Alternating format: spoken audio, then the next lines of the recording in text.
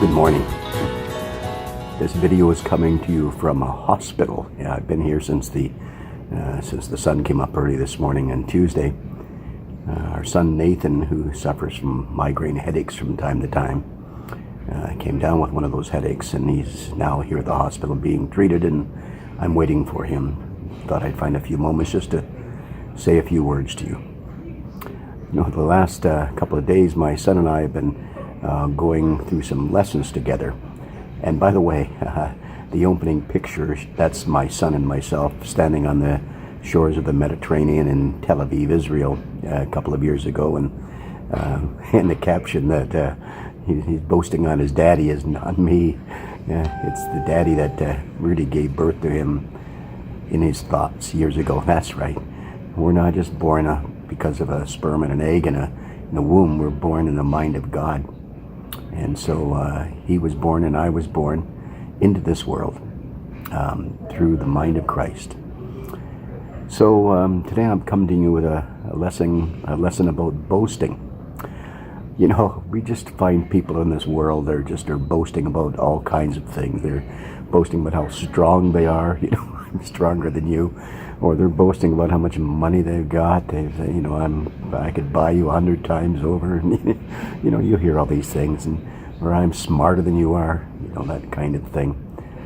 That's boasting of yourself, and that's not the boasting we're talking about today. We're talking about the boasting of the one who made us. My son and I have been together the last couple of days, and we've been reading about a man called Charles Finney. For those of you who don't know, we live in Rochester, New York, right up in the area between Lake Ontario, just to the north of us. We're almost on the shores of Lake Ontario, and Lake Erie is to our south and to our west. And in this area of western New York, this area of the northeast part of the United States, is an area that Charles Finney came to. It was after the War of 1812 and before the American Civil War. He was living these parts. He wasn't a religious man. He didn't even own a Bible before he was 29 years old. And yet, he did something in this area that to this day has never been duplicated anywhere.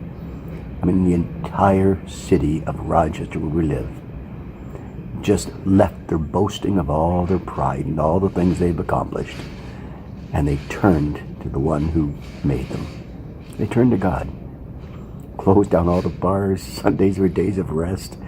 And yet from this beginning, people came to develop things that the world has never seen. Yes, right here in this part of the world, the inventions that made America great took place right in this little area. So I just want you to know that this man lived a life that was so hard to comprehend. His boasting never was of himself. His boasting always was what the one who created him.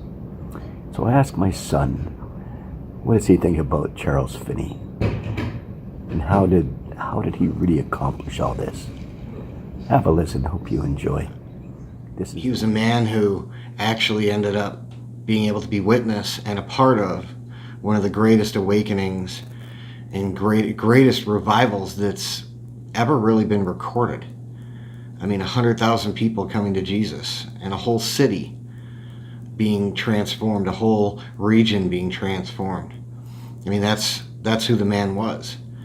You know, much of his story, you know, you hear about him being overtaken by the love of God.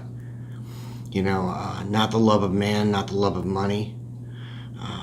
He was a very important person in history.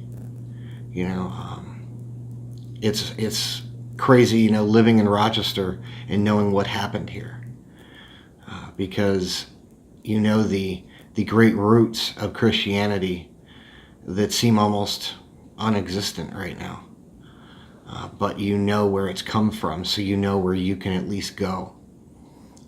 And anything that's been done before, you know you can surpass. So the fact that Finney had a faith in God that was unshakable reminds me of David. You know, David was a man after God's own heart, as written in the Bible. Well, I would have to say that Finney was a man after God's own heart also. So what does that look like? You might take apart his doctrines and take apart his thoughts and say that they weren't perfect. What man is in his doctrines or his ideas? I think that's a growing thing. But I think one evidential reality that was there was the love of God. And that's been returning to the church for a while. Get everyone saved has been the call forever. But get everyone saved has sort of changed. And I think it changed a lot with Finney. Prior to that, I think, get everyone saved wasn't even the idea. Because they had lost that fervor and that fire. But now you see, get everyone saved, called by love. He represented that perfectly. Whatever you had done, whatever you were prior to Jesus doesn't matter. The intrinsic idea that he was, unique really is laughable, because he really wasn't. He really wasn't that uniquely special, but he was. And I think that's the most important part to realize, is that we're all special. We can all do signs, wonders, and miracles, but even more than that, we can actually represent God. And he did that perfectly. So I think that's some of the things that, after reading about and studying about Charles Finney, I think that's some of the best stuff that you can actually take away from it. So what is that? Love is more important than anything.